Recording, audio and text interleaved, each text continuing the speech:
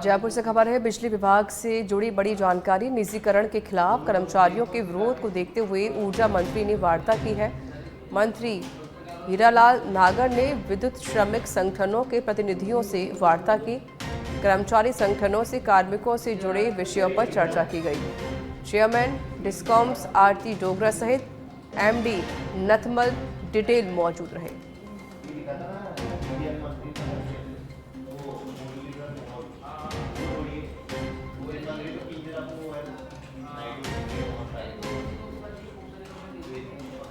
कोटपुतली में स्थित बाबा बालकनाथ आश्रम में 6 अप्रैल को केंद्रीय गृह मंत्री अमित शाह, मुख्यमंत्री भजनलाल शर्मा और केंद्रीय पर्यावरण मंत्री भूपेंद्र यादव आएंगे।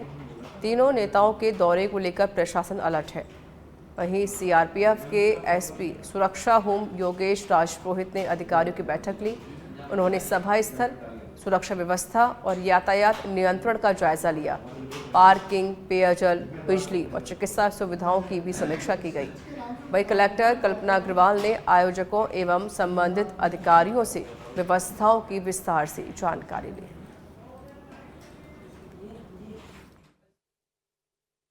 6 तारीख को माननीय गृह मंत्री जी पधारेंगे, माननीय सीएम साहब आदरणीय भूपेंद्र जी पधारेंगे। तो उसके संदर्भ में यहाँ एक, क्योंकि फाइनली एक पूर्णाहुति का कार्यक्रम रखा है, तो अभी हमारी मीटिंग हुई थी और लगातार हम विजिट कर रहे हैं। पूरी टीम आपस में डिस्कस करके किस तरीके से क्या करना है, तो वो कार्यक्रम रहेगा। तो पहले हेलीकॉप्टर से पधारेंगे वहाँ और उसके बाद में यहाँ स्पॉट पे आएंगे। तो इस पे आगे पहले समाधि स्थल पे जाएंगे, समाधि स्थल से फिर मंदिर में और मंदिर से बाद में यज्ञशाला में और फिर उसके बाद में सनातन सम्मेलन। खबर दौसा से है, जहां कांग्रेस के राष्ट्रीय महासचिव सचिन ने पूर्व केंद्रीय मंत्री स्वर्गीय राजेश पायलट की मूर्ति का अनावरण किया। साथ ही पायलट ने किसान सम्मेलन को संबोधित करते हुए कहा कि मणिपुर में राष्ट्रपति शासन लागू करने के लिए रात को 2 बजे बिल लाया गया। अमेरिका के तहत भारत पर आर्थिक आक्रमण कर टैरिफ लग रहा है और जनता को भ्रमित करने के लिए वक्फ बिल लाया गया। इस बिल को जानबूझकर लाया गया ताकि लोग भ्रमित हो सके। आप टाइमिंग देखिए, मणिपुर में राष्ट्रपति शासन लगाना है, वो बिल संसद में रात के 2 बजे लाया गया।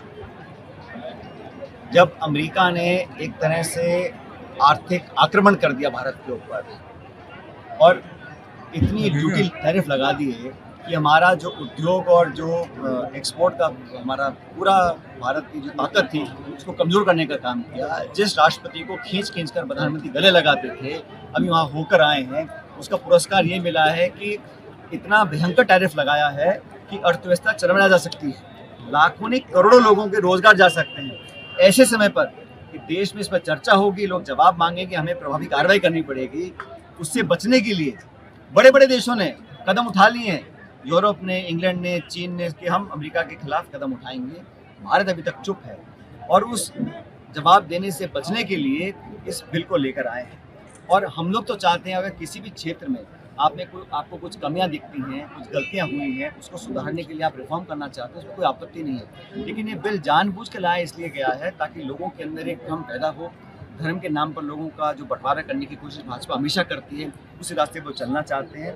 और हमें लगता है कि पूरे विपक्ष को, 234 विपक्ष के इंडिया अलायंस के सांसद हैं, जिस प्रकार इस बिल को लेकर आए हैं, जिस जल्दबाजी में लेकर आए हैं और जिस मंशा से लेकर आए हैं, उस पर बहुत बड़े सवाल उठते हैं। और मुझे लगता है कि ये जानबूझ के।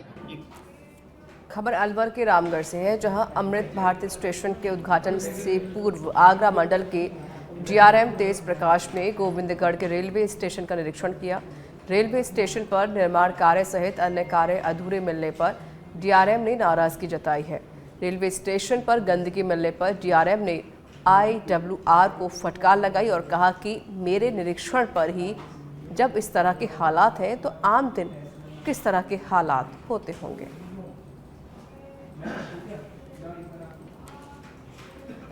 कोटा शहर जिला कांग्रेस कमेटी की ओर से कलेक्ट्रेट पर देश की संसद और विधानसभा में 33% आरक्षण की मांग को लेकर महिला कांग्रेस कमेटी की ओर से विरोध प्रदर्शन किया गया। महिला कांग्रेस जिला अध्यक्ष शालिनी गौतम के नेतृत्व में महिलाएं कलेक्ट्रेट पहुंची और जिला कलेक्टर को ज्ञापन सौंपा। वही महिला आरक्षण बिल को तत्काल प्रभाव से लागू किए जाने की मांग की। हम जो सदन में 33% महिला अधिनियम जो आरक्षण है 33% वो पारित हो चुका है पर लागू नहीं किया गया है। अखिल भारतीय महिला कांग्रेस राष्ट्रीय अध्यक्षा अलका लांबा जी और हमारी प्रदेशाध्यक्ष राजस्थान प्रदेशाध्यक्ष महिला कांग्रेस सारिका सिंह जी के निर्देशानुसार आज हमने कलेक्टर को ज्ञापन दिया है, तो ताकि जिस तरीके से जितनी भी सीटें हैं उनका 1/3 हिस्सा महिला बन सके। हम जो सदन में 33% महिला अधिनियम जो आरक्षण है 33% वो पारित हो चुका है पर लागू नहीं किया गया है।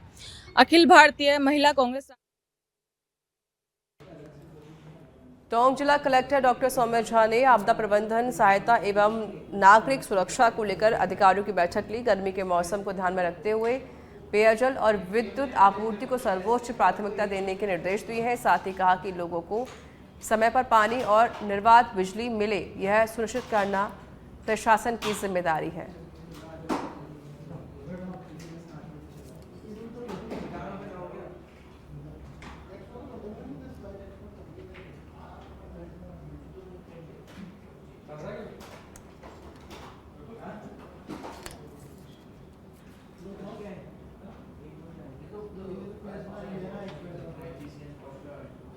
बीकानेर के देशनोक में संत श्री पद्माराम कुलरिया की जयंती पर करणी माता मंदिर में 15,500 किलो प्रसाद का भोग लगाया गया। ये दुनिया में अब तक का सबसे बड़ा प्रसाद चढ़ावा माना गया है। इसे Guinness book of world record से सर्टिफिकेट भी दिया गया। महाप्रसाद 3 बिंदुओं क्वालिटी, क्वांटिटी और रेसिपी प्रोसेस के मानकों पर खरा उतरा है। कुलरिया परिवार की ओर से चढ़ाए गए इस महाप्रसाद को बनाने में 6,700 किलो बादाम, 250 टिन गाय का घी, 4,700 किलो चीनी, 650 किलो सूजी, 1200 ग्राम कश्मीरी केसर और 250 किलो पिस्ता का उपयोग किया गया।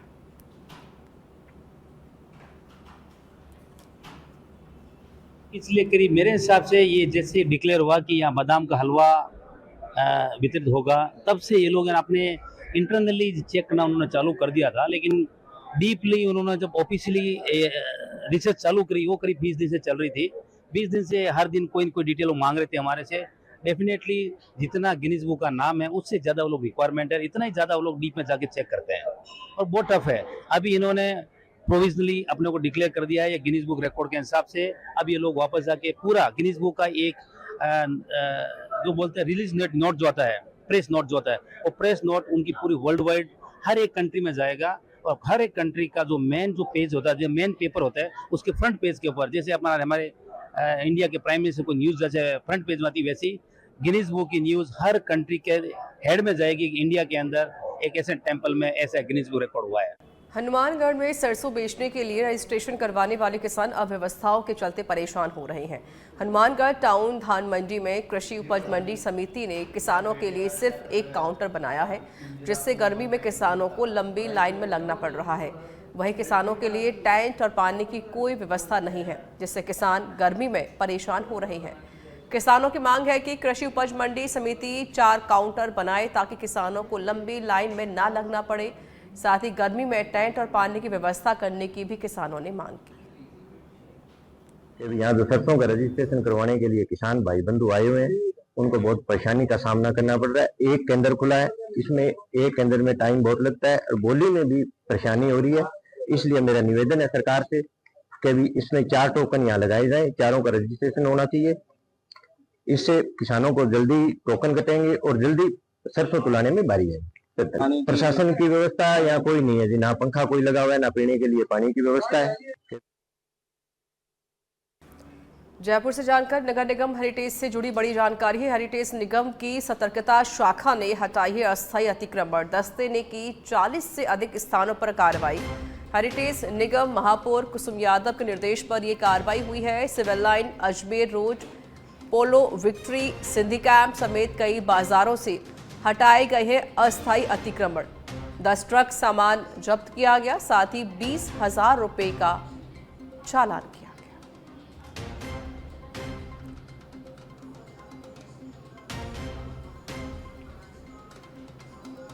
बीकानेर के खाजूवाला से खबर है, पेयजल व्यवस्था को लेकर प्रशासन ने शुरू की है तैयारियां। एसडीएम रमेश कुमार ने पेयजल व्यवस्था को लेकर बैठक ली। पूर्व पेयजल भंडारण को लेकर आवश्यक दिशा निर्देश दिए। एसडीएम रमेश कुमार ने कहा, पेयजल को लेकर क्षेत्र में नहीं बिगड़ने चाहिए हालात। पुलिस की देखरेख में नहरों में भी पानी का स्टोरेज करने के निर्देश दिए हैं।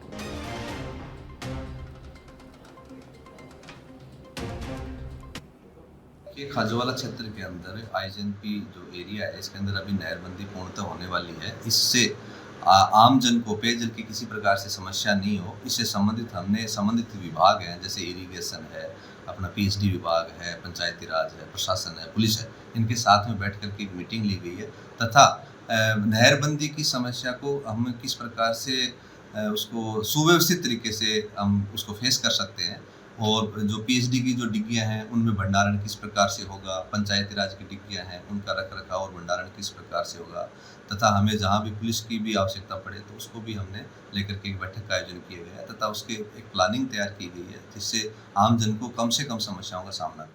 डूंगरपुर में भगवान श्री राम के जन्मोत्सव का उत्साह शहर के लोगों में देखने को मिल रहा है। श्री राम जन्मोत्सव समिति की ओर से 6 अप्रैल को भव्य आयोजन प्रस्तावित है।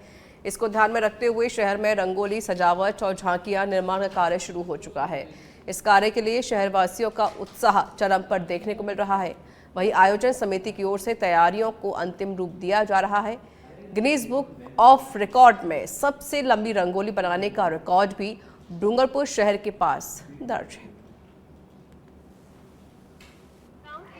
हर साल की तरह रामोत्सव समिति ने रंगोली का कार्यक्रम यहाँ पर किया है। रामनवमी के उपलक्ष्य में ये प्रोग्राम कल से स्टार्ट हुआ है और आज यहाँ पर बहुत भीड़ उमड़ी है रंगोली बनाने के लिए, जो कि हम हर साल करते हैं। हमने कल तहसील चौराहे से लेकर अभी यहाँ बिजवा माता के मंदिर तक रंगोली बनाना यहाँ तक किया है। अब यहाँ से आगे देखो कितना काम होता है। आज देखिए, सनातन संस्कृति में भगवान श्री राम का सबसे ऊंचा स्थान है।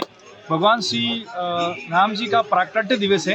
6 अप्रैल को भगवान श्री राम के जन्मोत्सव पर रामोत्सव आयोजन समिति के द्वारा और सनातन धर्म के सभी धर्मप्रेमियों के द्वारा एक रंगोली का निर्माण कर भगवान श्री राम के आने की तैयारियां हैं और यह रंगोली पूरे शहर को कवर करते हुए इस शोभा यात्रा के मार्ग पर हम रंगोली बना रहे हैं। रंगोली के साथ साथ शोभा यात्रा में बहुत बड़ी संख्या में रथ रहेंगे, बहुत बड़ी संख्या में राम भक्त रहेंगे और तरह तरह के हनुमान जी हैं, राम हैं, ऐसे प्रकटीकरण के साथ में एक विशाल शोभा यात्रा बादल महल से निकलकर पूरे शहर में होती हुई यहाँ वापस देवसागर की पाल पर समापन होगा। और उस दिन लाखों की संख्या में राम भक्त आएंगे और बच्चा हो, छोटा हो, बूढ़ा हो, माँ हो, नारी शक्ति हो, सभी संवर्ग के लोग मिलकर भगवान श्री राम के इस प्राकट्य दिवस पर, जन्म दिवस पर हर्षोल्लास के साथ हर वर्ष की बात इस बार भी हम राम। अलवर के थानागाजी के रूपू का बास में दबंगों ने शमशान घाट का रास्ता रोक दिया, जिसके कारण 1 घंटे तक शव का अंतिम संस्कार नहीं हो सका। ग्रामीण सड़क किनारे दाह संस्कार का इंतजार करने बैठे रहे। वही सूचना के बाद मौके पर पुलिस प्रशासन ने रास्ता खुलवाया, जिसके बाद शव का अंतिम संस्कार हो सका। संपर्क हुआ गया जिसमें सूचना मिली कि शमशान घाट जो रूपू का बास में है उस पर रास्ते को आसपास के लोगों ने बंद कर दिया था। तो मौके पर सरपंच को पाबंद किया, वहाँ पटवारी और गिरदावर के साथ मौके पर पहुँचे।